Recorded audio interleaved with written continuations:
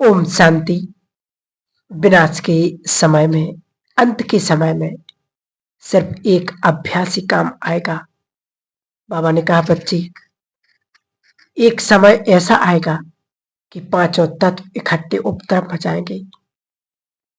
कहीं आग लगेगी, कहीं भूचाल आएगा, कहीं बाढ़ लगेगी, कहीं तूफान होगा।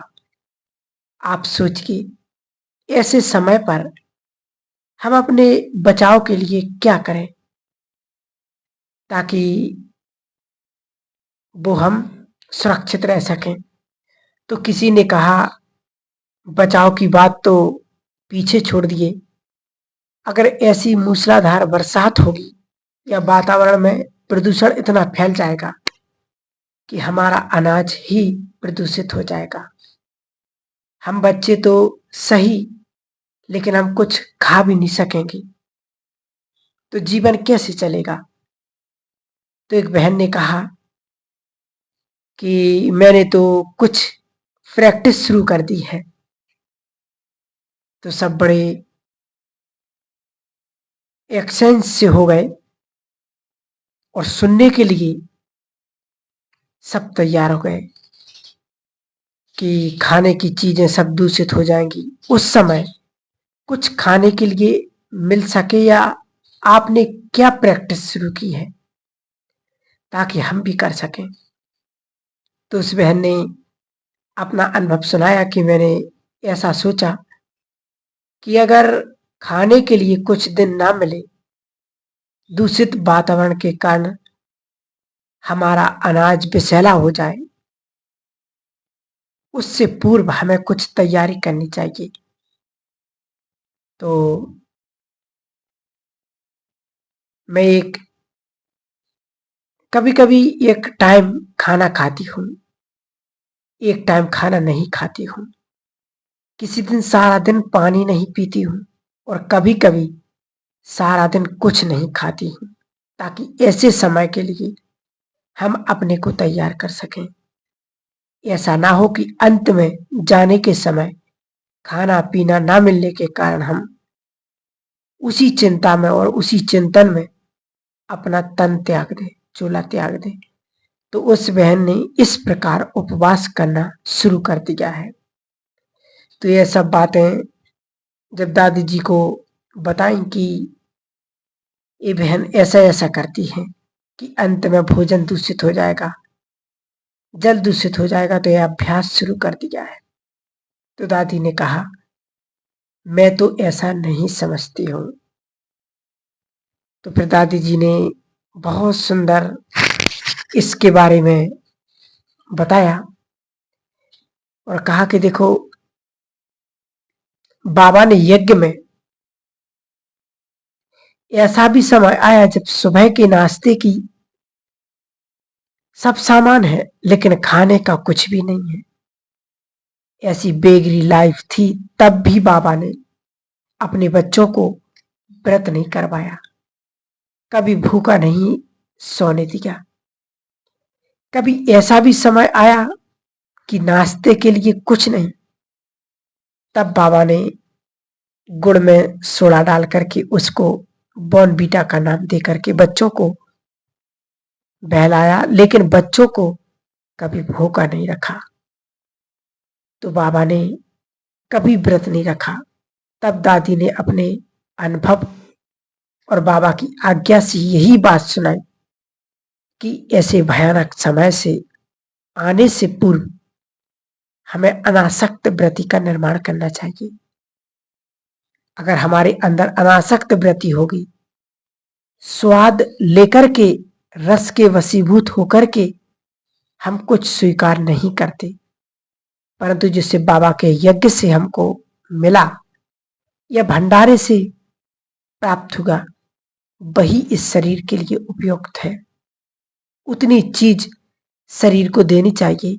बाबा ने कहा, जो खाने पीने के रस में लीन रहे वही अंत में याद आएगा और उसी याद में प्राण त्यागना पड़ेगा। इसलिए कहा है बाबा ने कि अंतमति सुगति। इसलिए अपनी स्थिति को अनासक्त बनाओ, अंत में बाबा ने अपने बच्चों को दाल रोटी जरूर देगा, ये बाबा ने वायदा किया है हम बच्चों से।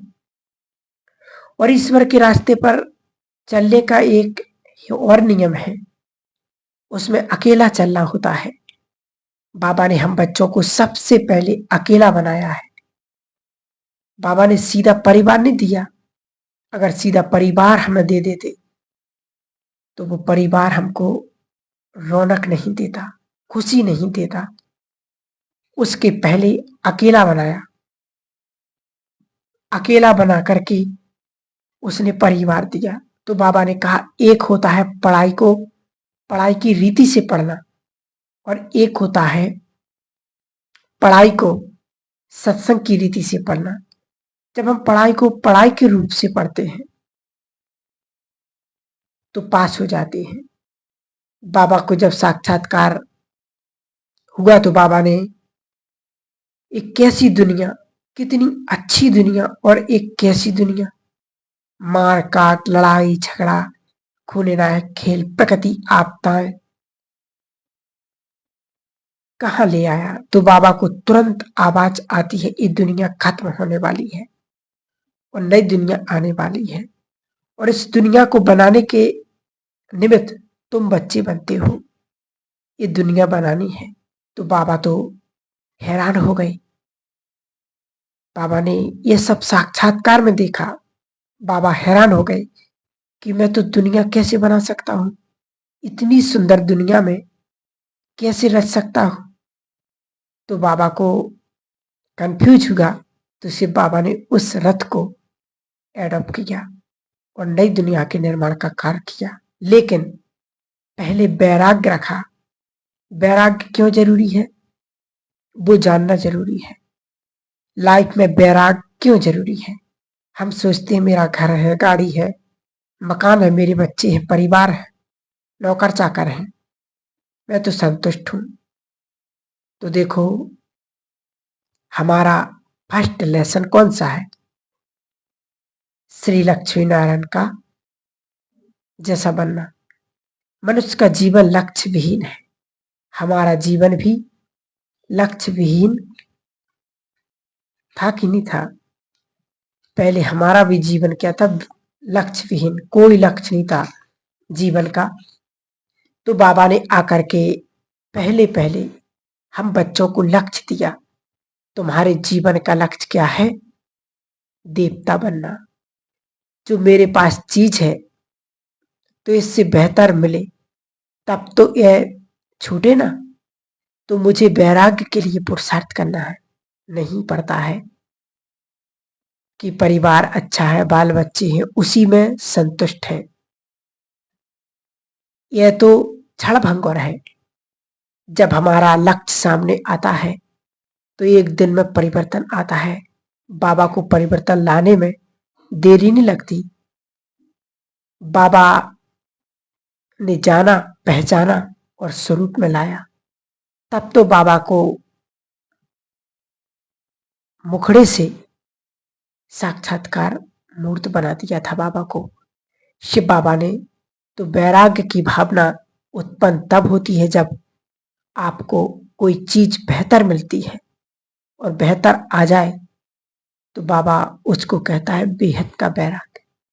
जो अविनाशी होता है वो वैराग्य वृत्ति आपकी सब जगह काम करती है।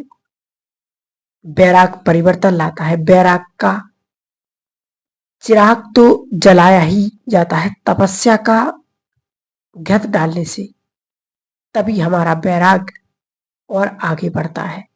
साधन और साधना, साधन बुरे नहीं है, लेकिन अगर साधन आपकी साधना को भंग कर दे तब बुरा है। इसलिए अधीन नहीं होना है।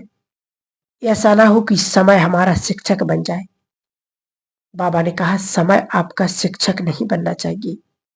समय शिक्षक ना हो, नेचुरल रूप में हो, लेकिन यदि समय शिक्षक हो, अगर समय शिक्षक बना तो आधे नंबर समय को मिल जाएंगे, हमको वो नंबर नहीं मिलेंगे। समय बहुत जबरदस्त चीज है। अगर समय को हमने गवाया तो समय शिक्षक बनेगा, इसलिए बहुत काल का अभ्यास चाहिए और ये इम्पोर्टेंट है। लास्ट में बैरागी बने तो क्या होगा? अगर समय ने शिक्षक बनाया, समय के अनुसार यदि हमारे जीवन में बैराग आया तो वो बैराग बैराग नहीं कहलाएगा। इसलिए समय से पहले हमें अपने जीवन में बैराग लाना है। ओम शांति।